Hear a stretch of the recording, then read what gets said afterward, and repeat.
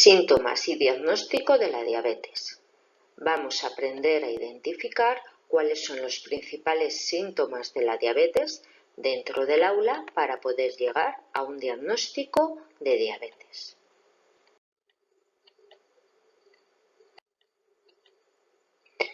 ¿Qué ocurre en la diabetes? El principal síntoma de la diabetes es la hiperglucemia.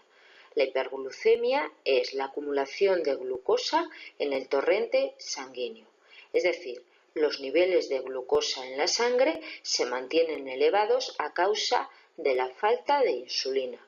Recordad que hemos dicho que la insulina es aquella hormona que abre la llave de las células para permitir que esa glucosa, ese azúcar que está en la sangre, pase a las células. ¿Qué síntomas vamos a encontrar dentro del aula? Sentir muchas ganas de orinar. El alumno os pedirá frecuentemente ir al baño. Esto es lo que se conoce como poliuria. ¿Por qué se produce esta poliuria? Porque la glucosa que circula por el torrente sanguíneo de forma continuada y mantenida se excreta finalmente por la orina.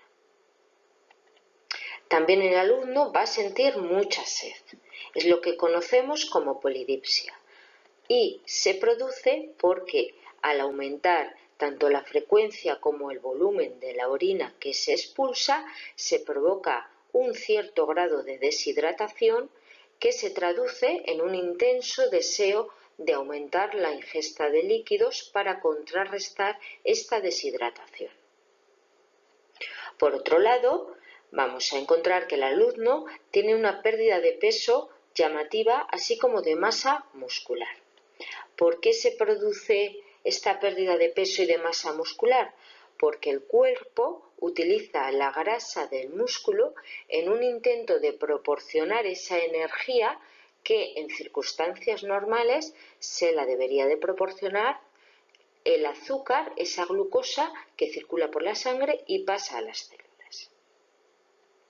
Por otro lado, vamos a tener también un alumno o alumna que tiene mucho apetito. Es lo que se conoce como polifagia.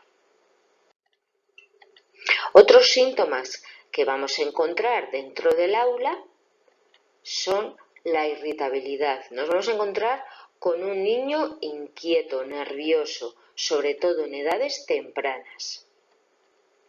También nos vamos a encontrar con un alumno con una visión borrosa, no va a ver bien tanto para leer como para dibujar en la pizarra en general, ¿vale? ¿Esto por qué se produce? Porque los niveles elevados de glucosa en sangre también se encuentran elevados en el cristalino, y esos niveles altos de glucosa en el cristalino, el cual es el encargado de enfocar las imágenes, impiden que la imagen sea nítida. Por otro lado, también nos vamos a encontrar alteraciones dermatológicas en forma de picores en la piel, sobre todo en la zona genital y en la zona anal.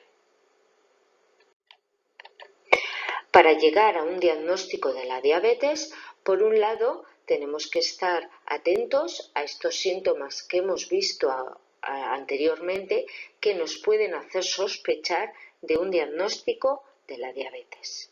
Pero será a través de estas tres herramientas cuando vamos a llegar ya a un diagnóstico definitivo y completo de diabetes. Por un lado, tenemos la glucemia venosa, que es una extracción de una muestra de sangre venosa que se realiza en ayunas, generalmente en centros de salud y hospitales. Por otro lado, tenemos los glucómetros, que son aparatos que miden la glucemia mediante un pinchazo en la yema del dedo en sangre capilar. Se utiliza para autocontroles. Por otro lado, tenemos los sistemas de monitorización continua, que son aquellos aparatos en forma de móvil que suelen llevar los alumnos, que registran medidas de glucemia, de glucosa, durante 24 horas al día, normalmente en tejido intersticial. Se utiliza también para autocontroles. ¿Cómo vamos a llegar a un diagnóstico de la diabetes?